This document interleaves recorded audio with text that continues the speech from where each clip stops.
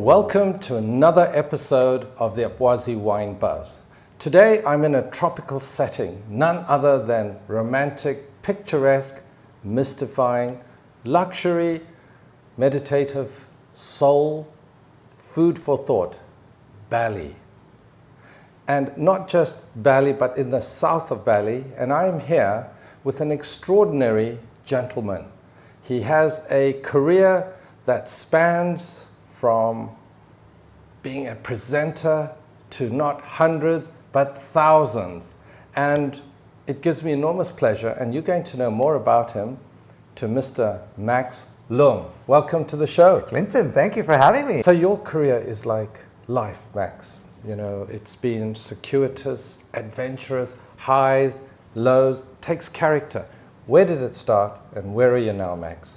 My life or my career? Well, let's say your career first, and then let's start with the life second, shall we? Yeah, so career started when I was around 19, 20 years old or during Swiss military service, which is compulsory in Switzerland, yeah. Switzerland. And I would entertain, my friends in school days, and I would entertain the whole troop in my, whatever you call it, So you were actually trained, did your mandatory Swiss training? Yes. Okay. They would call me Viet Cong, not sure why. Okay. Back then, not that I have any affiliation with that. Right. I had to go through it. It's compulsory in Switzerland. Every male has to. I didn't want to. Of course. I'm not a big fan of military and all that, but hey, it was definitely... But it changes you, and it does give you discipline. Yes, it definitely made me appreciate having my own bed. But the reason why I'm telling you that story is that one of the soldiers there, his aunt started the first music channel in Switzerland. And he invited me to a casting, and I went, and I happened to get the job. Tell us more about that. So it was in the early 2000s, late 90s, and MTV was already at its height of success out of the US and England, but not each region and country had its own. But then other music channels would pop up, and the big competitor was obviously VH1 during those days. And in Europe, it was a channel called Viva. And I became a VJ for Viva. So believe it or not, I was in the middle of pop culture. I knew everything about the artists, and I interviewed probably every 98% of all artists, musicians coming through Switzerland between 1999 and 2004. Well, you have interviewed some of the most iconic actors and actresses and musicians. And one of them is none other than Pirates of the Caribbean, Johnny Depp. Very quickly, what was he like? He was very interesting. I interviewed him not that long ago. I think it was about 2 years ago, right at the end or tail end of the still pandemic days. The Zurich Film Festival got lucky to be held. I host the Zurich Film Festival every year, and it was held in the summers when Europe was fine from COVID, or at least they pretended to be fine. And Johnny came in because he was already in Europe for one of his films, and he was also already with the whole Amber Heard issue, so he has lost a lot of his, positive image. But so I went in with a neutral. His character savings were being depleted slowly. Well, that's. Believe it or not. I was never a particular Johnny Depp fan, but I admire him obviously. But just interviewing him during that time when he must have gone. I like him though. I like Johnny. So, I love Pirates. Yeah, no, he's a great. Right. I never watched the film, but he's a great actor. On top of that, he's really an interesting human being. He definitely, he's such a kind, down-to-earth human being, I spent the whole day with him because I had to interview him numerous times throughout that day. So, plus an hour interview, that was very plus an hour interview. Yeah. So, from the Swiss Army to knowing how to use a Swiss knife, I'm sure, then onto MTV, host. Are you still hosting the Zurich Film Festival? Yes, I am. I'm hosting it. Been hosting it for 10 over years now, I think. So you are the pillar. You are the stability. One of them. But yes, now that I've done it for so many years, I'm one of the main hosts. So I get to interview a lot of the very interesting Hollywood filmmakers and celebrities, but also filmmakers from all around the world. In my 20s, it was musicians from all around the world, and then now in my 30s and 40s, a little bit more on the film side. But I've done fashion, film, music, art, you name it. So movies, films, artists. And now, where's the next part of your career? Where are you right now? Wine. Up the Wazzy wine, right? No, I mean, definitely wine, yes, because I have studied quite a bit of wine throughout the pandemic. I had a bit too much time on my hands because the hotel that we're in right now, Hidden Hills Villas, was closed. The island was closed. And so I went all the way to getting the diploma for APWASI and got certified as a sommelier with the quartermaster. And so definitely in the coming 10 to 20 years, wine and similar things that you do, you know, food, wine, hospitality, entertainment, I think all of that will tie in together more. Well, for me, it seems a perfect pairing, Max, because you've got the wine, you've got the food, you've got the hospitality, and you've got this very vibrant personality, which millions have seen, and it brings you to Bali. Yes. So we're at Hidden Hills Villas, don't forget the S, Villas. How did it all begin here? That's a long story, but I'll try to keep it short. My mother and I started this project together. My mother was from Switzerland, and she fell in love with my father back in 1977 in Malaysia, and she left her heart in Asia. She's a Swiss lady who, we both love Switzerland, but we were just maybe not meant to live there. A lot of it is because of the weather. Okay, so Switzerland, so you are Swiss heritage, you have Malaysian heritage. Yes. Please. So yeah, my grandfather's from Hainan, China. My grandmother, Cantonese Singaporean. My father was born in Singapore. Is that the favorite Hainan chicken? Yes. Right. Okay. Yeah, I actually challenge everyone to a Hainanese chicken rice cook-off. Okay. I know that Singaporeans will, they always laugh when I say that, but my chicken rice, I think, is a little bit more of a refined chicken rice compared to the hawker version, which I love as well.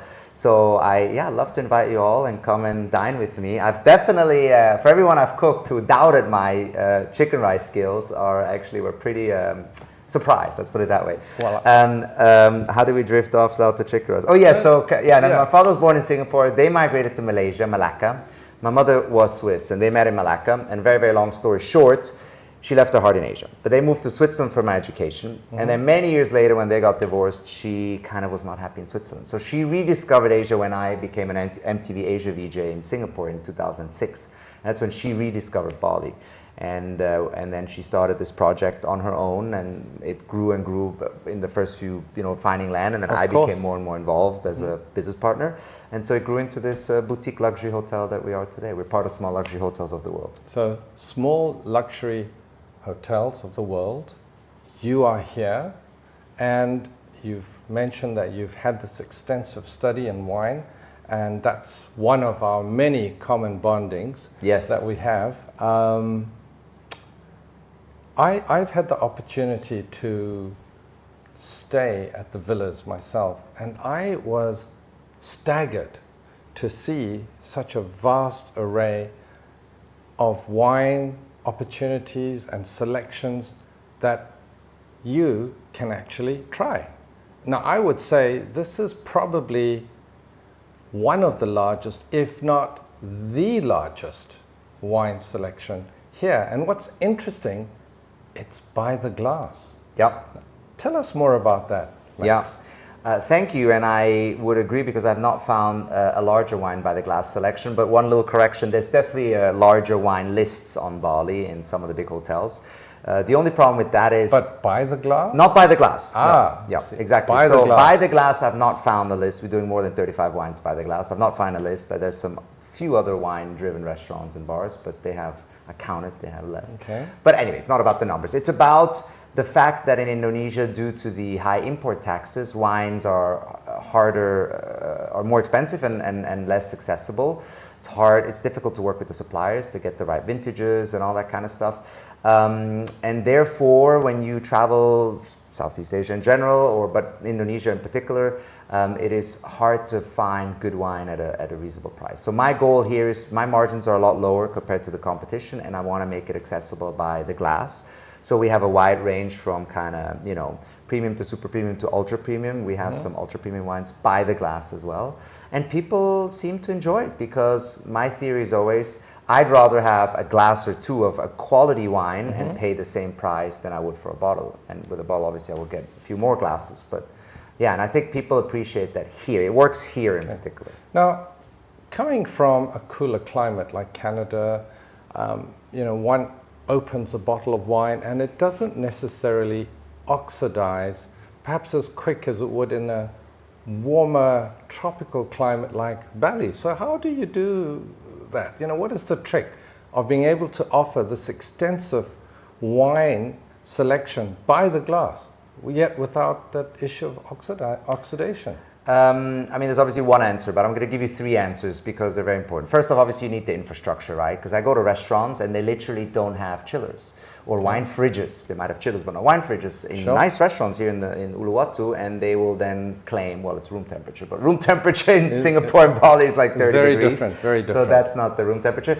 So definitely have the right equipment and infrastructure. Then secondly, really important is the team, right? I train the team meticulously on wine, on how to store wine and treat wine and all that kind of stuff, and they all have a level 1 WSET, which is a big deal here in Bali. Okay. I put them through that. It's kind of what they have to do. So this has and to we'll be... make sure they get some APWASI wine certifications at the same time. Yes, yes. Right. And you have been training them kindly, so they've learned a lot the last few days. Thanks to Clinton. And then finally, it's Coravan, right? It's the wine preserving system that I'm sure many of you are aware of. And it's interesting though, the reason why I'm not just going to give you that as an answer is many of my GM friends or hotel owner friends see that, and I'm like obviously sharing, it's not a secret, but sharing my secret sauce with them, and they try and they come back later and say, oh, it didn't work out. So you do need the infrastructure, the equipment and the team in order to maintain such a wide wine list. So it's and a little bit of risk. And a little bit of risk, of course. So it's the triumvirate. And what I find is your character, Max, you are, as you're saying, you're not keeping that secret sauce.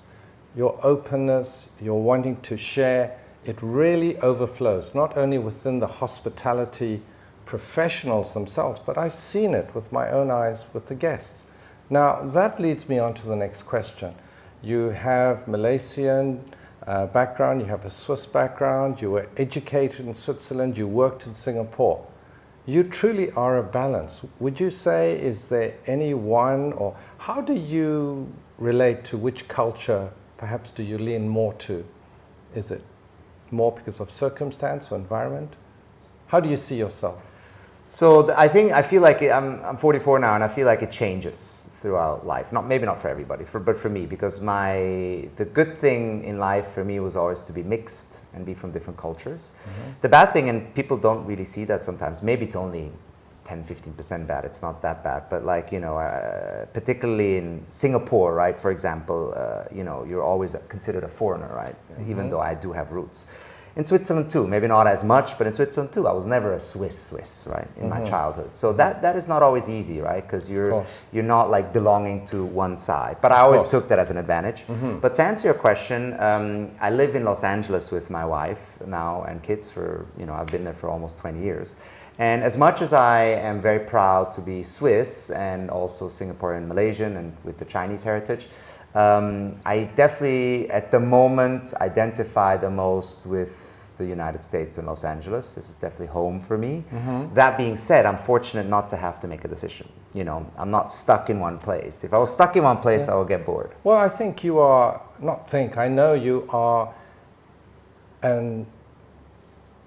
not a stereotype, but you are truly a visionary of the new generation coming up, where, I mean, look what happened with the pandemic. You now have people working from different parts of the world, and it's quite normal.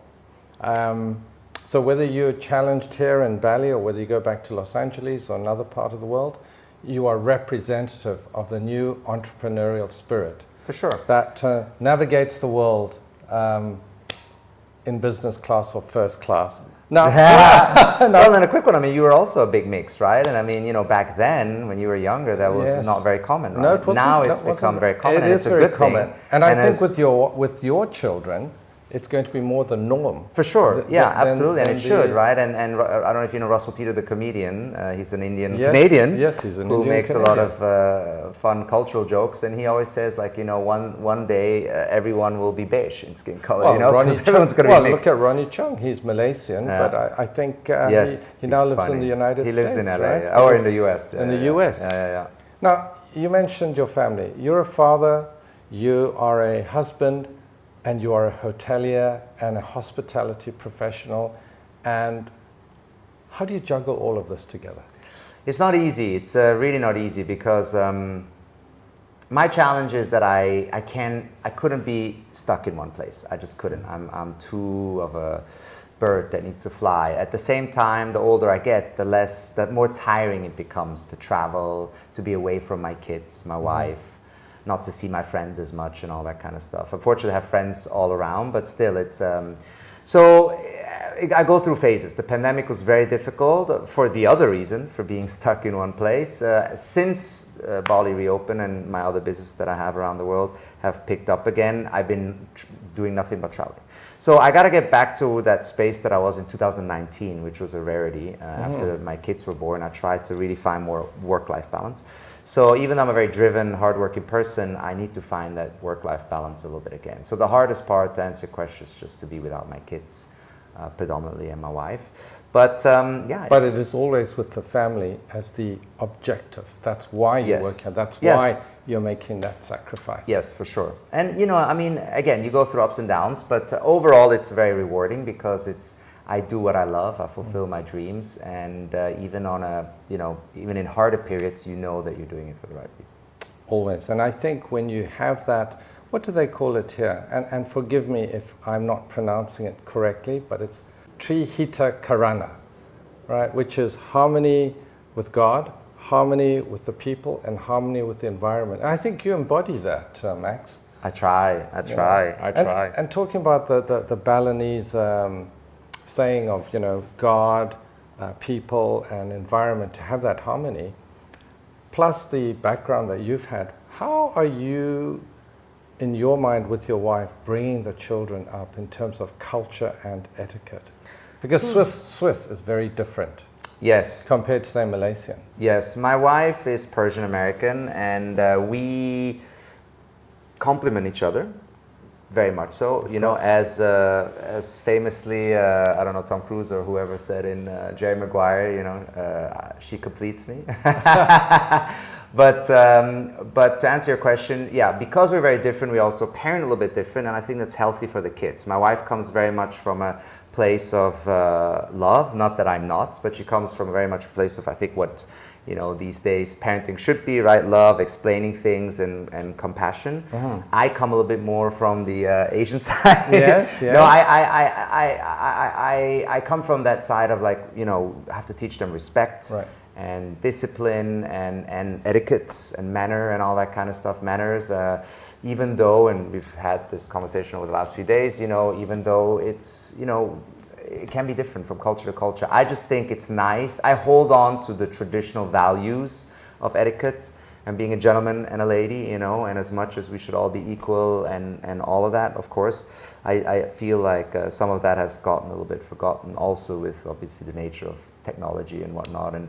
And younger generations who, by the way, I love, and I have many friends in my early 20s, believe it or not, who I mentor.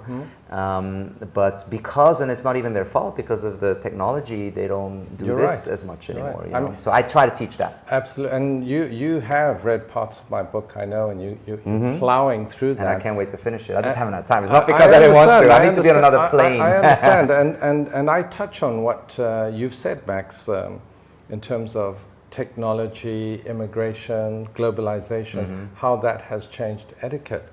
Now, using that as the bridge, Hidden Hills Villas, what's unique about this fine resort?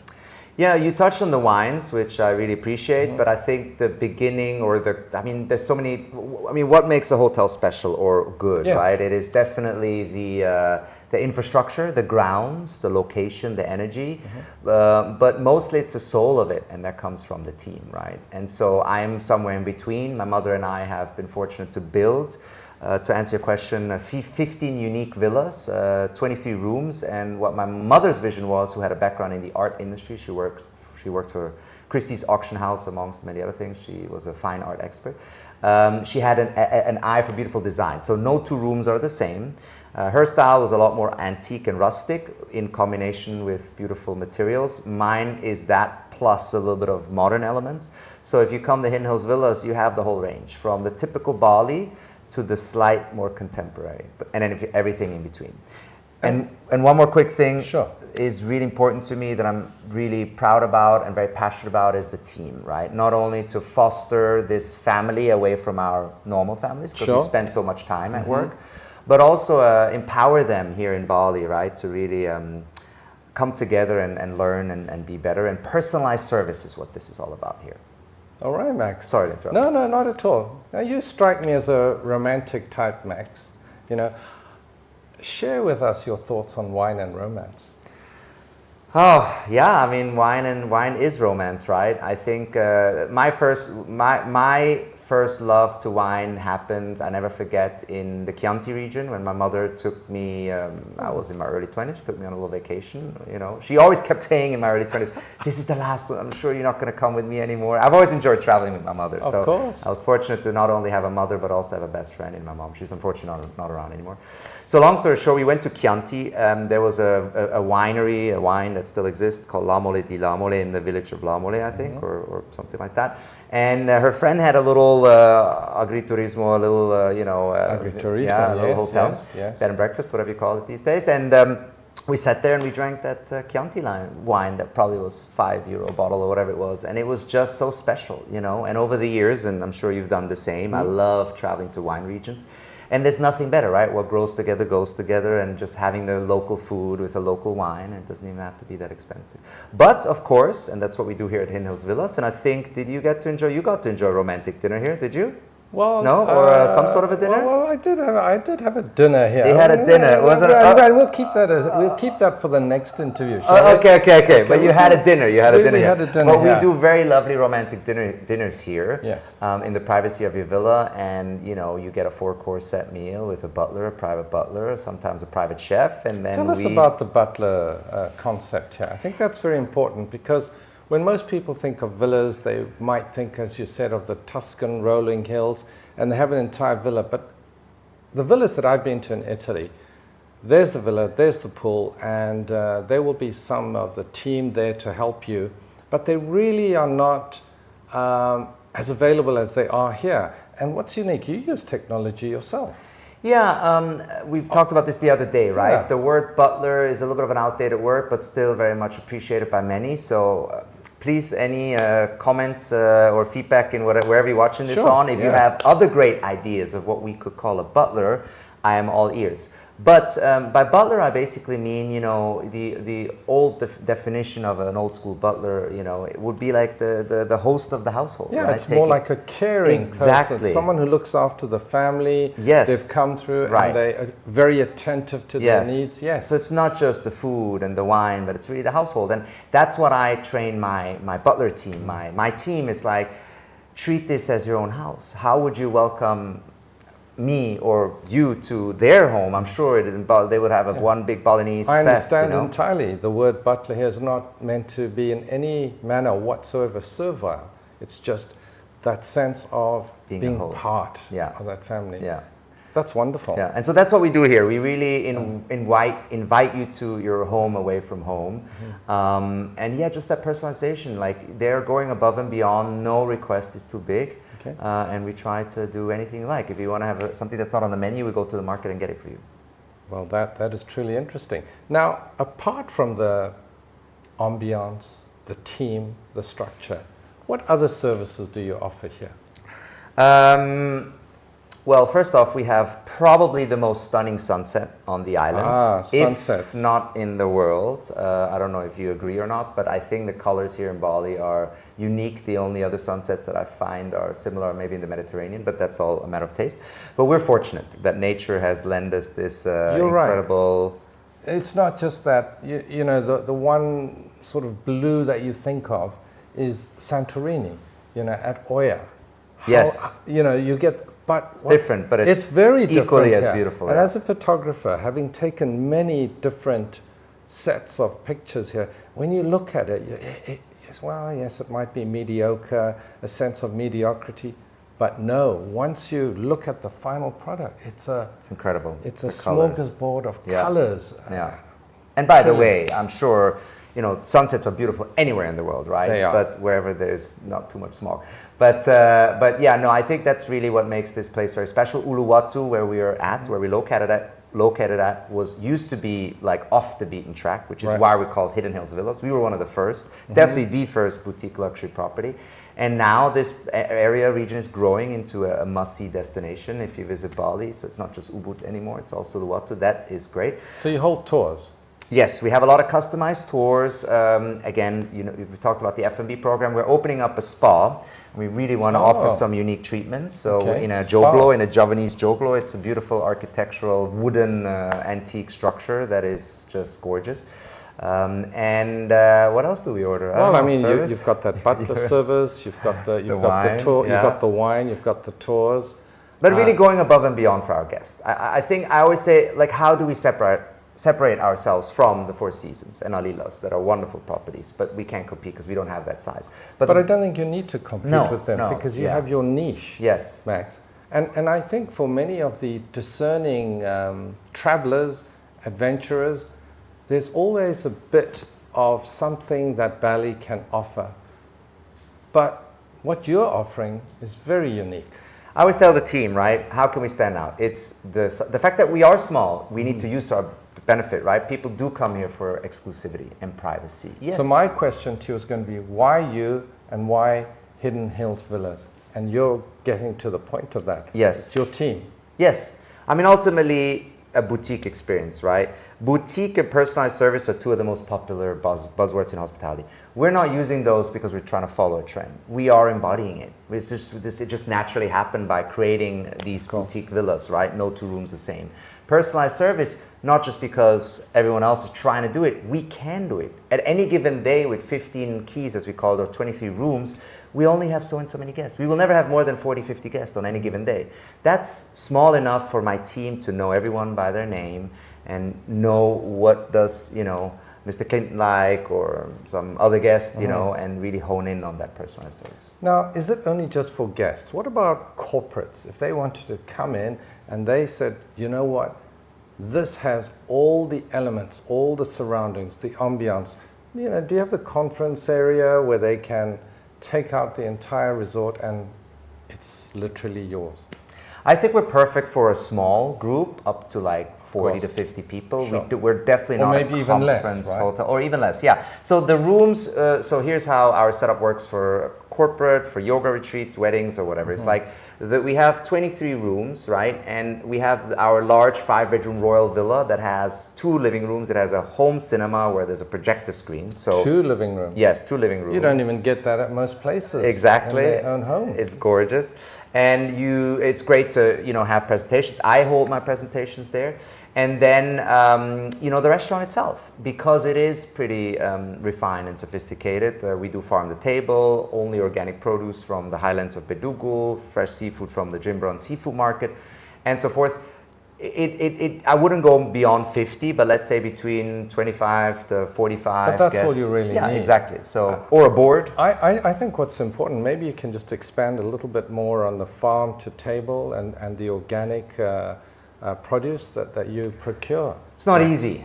It's not easy in Indonesia or in Bali to get your hand. I mean, there is great suppliers and great restaurants, right? What's not easy is that at first glance, it's like, oh yeah, it's there, but you have to really go to the source. Meaning, how shall I put this? In the chain of like the supply chain, there is, just like with wine, right? Of course. It's hard, it's sometimes that crate might be left outside somewhere because that one middleman who is bringing from A to B doesn't know much about wine, right? So you really have to go to the source. So we really go to the farmers and the suppliers in Bedugul, and we get the produce from there. The same with the Jimbron seafood market, the same with the wine. So as good as we can, we try to really offer that, you know, which is, you know, popular in many regions around the world, but here I think really it makes sense. So when you eat our food, I think you could taste that freshness. Talking about food, talking about wine, my mouth is starting to salivate. Right? I just had the Wagyu beef. And my hunger pangs are starting to growl, okay? So you were saying the 3 people that you would like to interview, because, you know, you meet so many interesting people over not only different continents, different countries, fashion, music, wine. Who are the lucky 3? It's a tough one. I mean, obviously, there's nothing better than having a nice meal with my family. But since I get to do that on a regular basis, not me. Who's I it want going with you to be? too.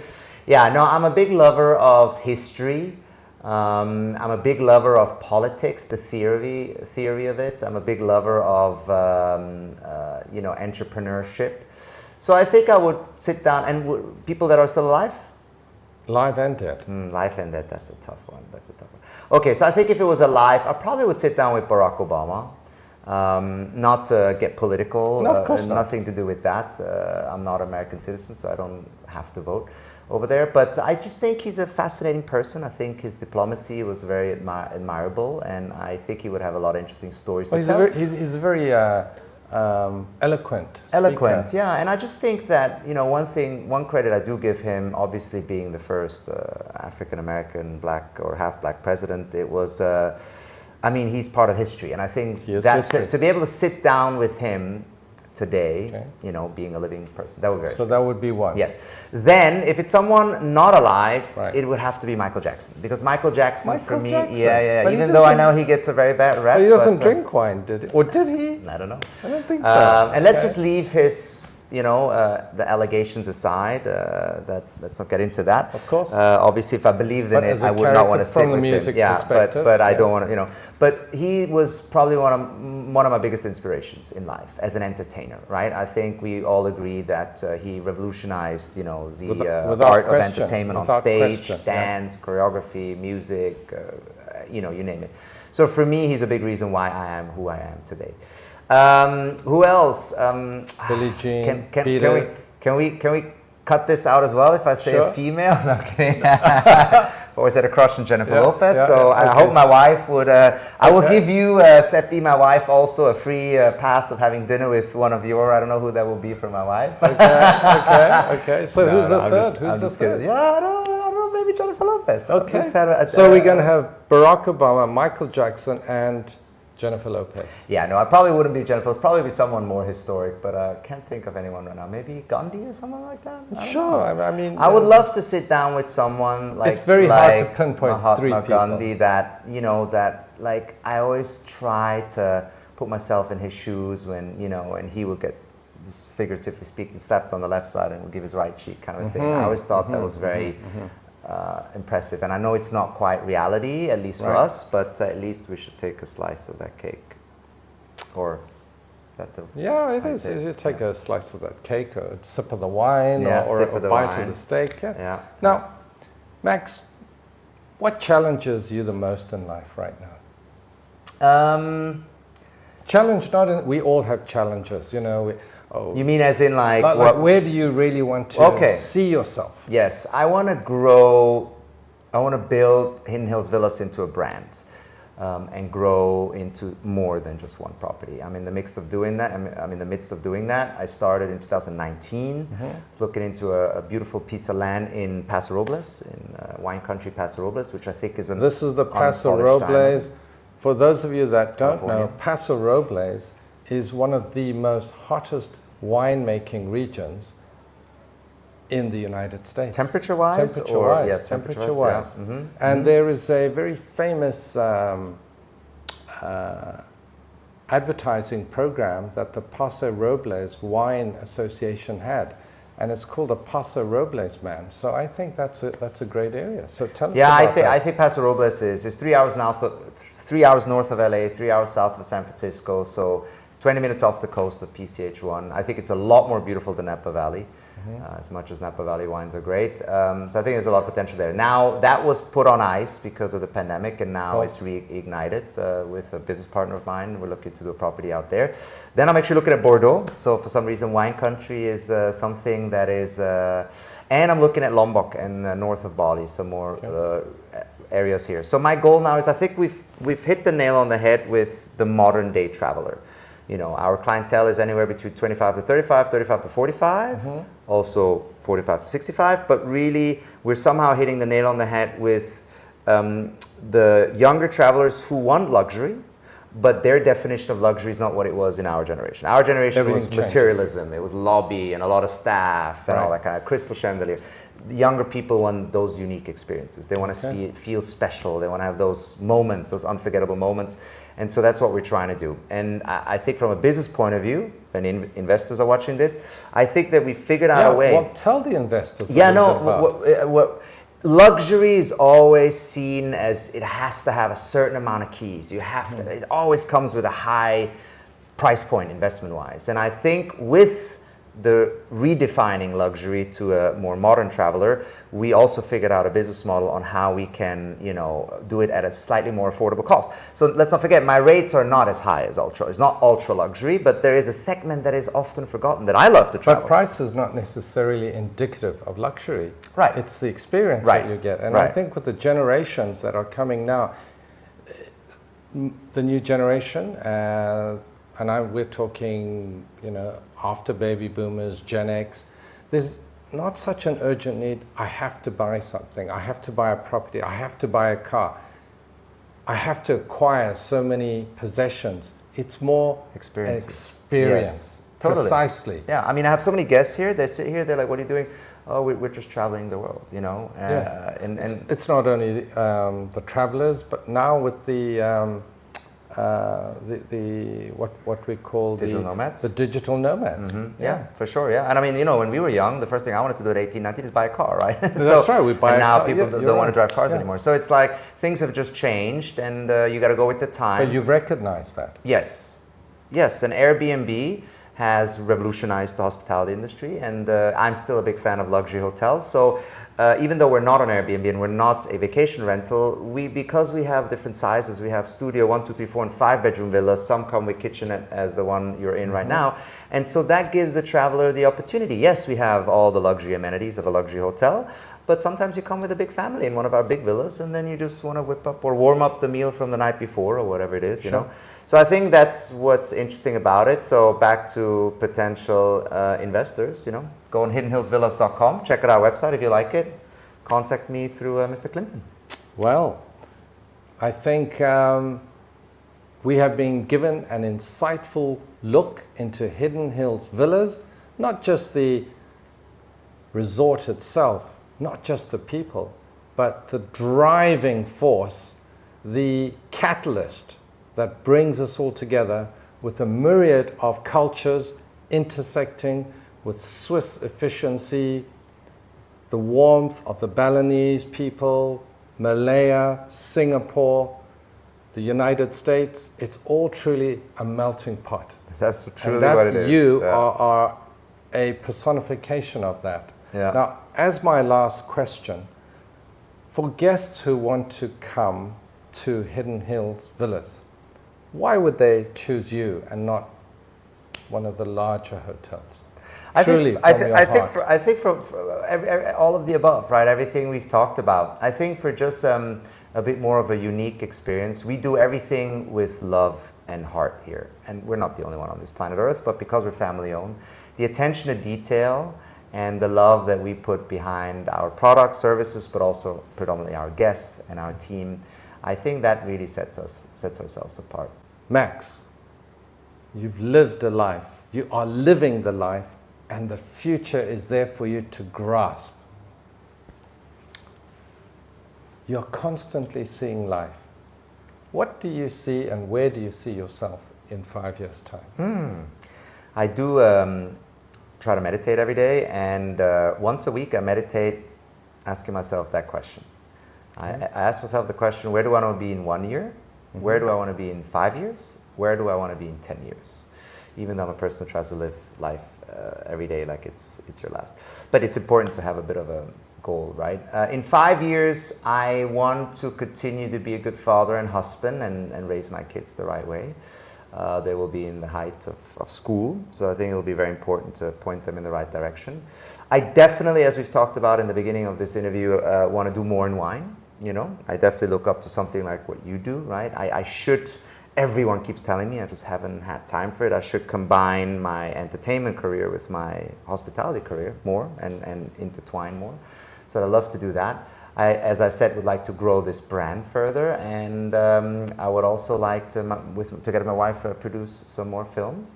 So that's on the business end of things, but ultimately just be happy and healthy, right? Without our health, We have nothing. There is no happiness, and without our happiness, there is no fun and joy in all the things that we do. So really take in those moments like those beautiful sunsets here at Hidden Hills Villas. That's true. So for those of you, you can see quite clearly the abundance of vitality that Max exudes. Naturally, it's influential, it's pervasive, and it emanates and oozes out when you have your first footsteps at Hidden Hills Villas. So if you have the opportunity coming out to Bali, I would encourage you, take that detour, treat yourself, spoil yourself. You deserve it. Thanks very much, Max. It's been a pleasure interviewing you. It's been a great pleasure, and I hope I'll be invited back to co-host with you one of these days on all your channels. That would be my pleasure, indeed, indeed. Thank you so much for listening, and I do hope I see you all again soon.